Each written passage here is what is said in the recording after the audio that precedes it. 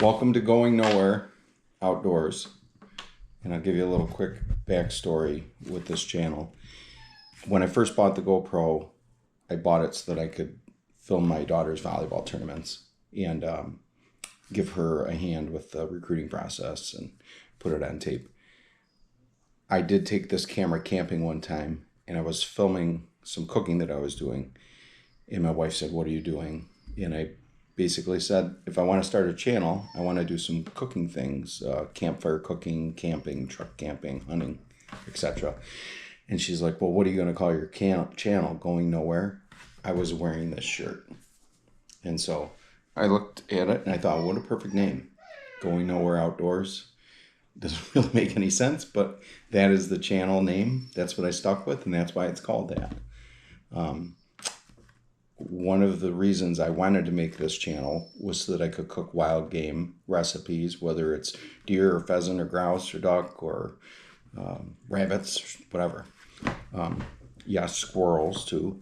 And I'm going to do a recipe tonight that's one of my favorite recipes. I'm utilizing some of the underutilized pieces of meat on wild game, on deer, which is the shoulder and the shanks. I do a slow braised recipe, and I do that now. It takes 4, 5, 6 hours, and I'll just show you a quick and dirty of it.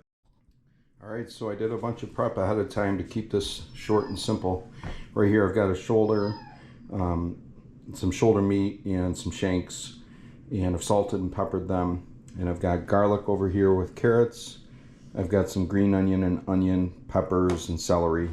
I've got some crushed tomatoes, salt and pepper, and I've got some garlic scapes that I made from my garden here this summer.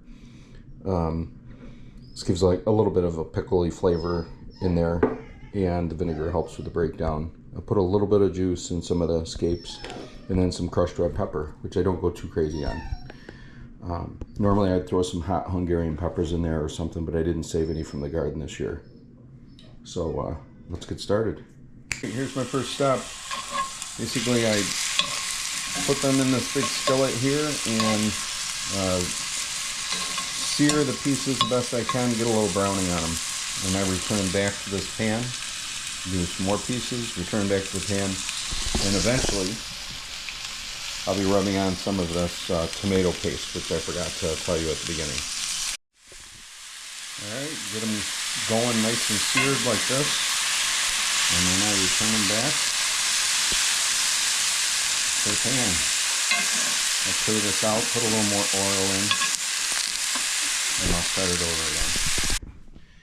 I've got everything seared the best I can anyway. The odd shape of the shanks make that tough, but there's parts of it you can. And so now I'm going to put some of this tomato paste on it. It helps break down the meat. The tomato paste obviously gives it flavor as it's cooking, but it's an important part, and I always do it. I just apply it to the hot meat with this. And voila. Yeah, I cook the garlic for about 30-40 seconds, and then I add the onions. Alright, time for the onions.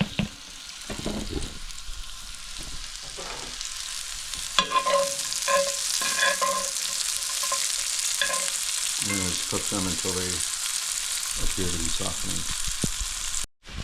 Okay, time for the celery and peppers, and I do have some green onions that I chopped up. Alright, here goes my carrots.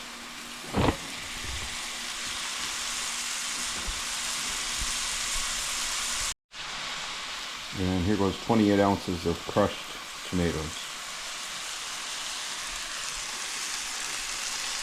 Again, that tomato is going to help break down the meat and make it super tender. Alright, my next step is to basically move this over and spread it out equally amongst the pieces of meat. And I add about 32 ounces. I'll add a little bit more liquid of beef broth to it.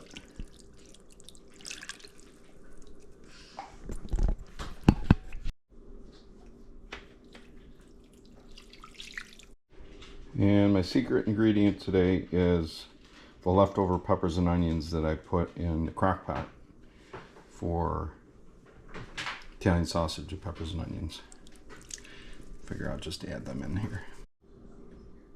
Okay, it's ready to go in the oven. I'm going to be doing some aluminum foil on top to keep it from all evaporating.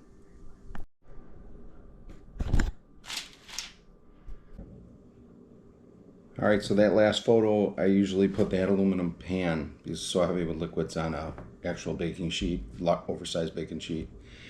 Just a tip for you. One, in case one of those bones pokes the aluminum pan, you're going to have a mess in your oven. The other thing is if it tips or twists because of the heaviness, you're going to have a mess. I've got it in there. It's going to cook for 4.5 to 5 or 6 hours. It's getting kind of late tonight. It's 7 o'clock. So, but if I'm heading to bed around midnight, I might just finish it up then. And the meat's going to pull off super tender. So the first meal can be a pot roast type of meal with the veggies that are in it. It's super rich. And then after that, you have tons of leftovers for whatever you want, which you can freeze or you can use the next subsequent nights. The next meal we might do after pot roast is like a pulled venison sandwich on rolls, barbecue sauce, or venison tacos. Or you can add the meat, just the shredded meat, into soups.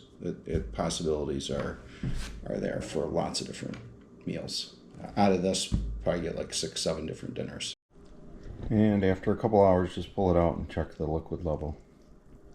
You still want it to be about 3/4 of the way up.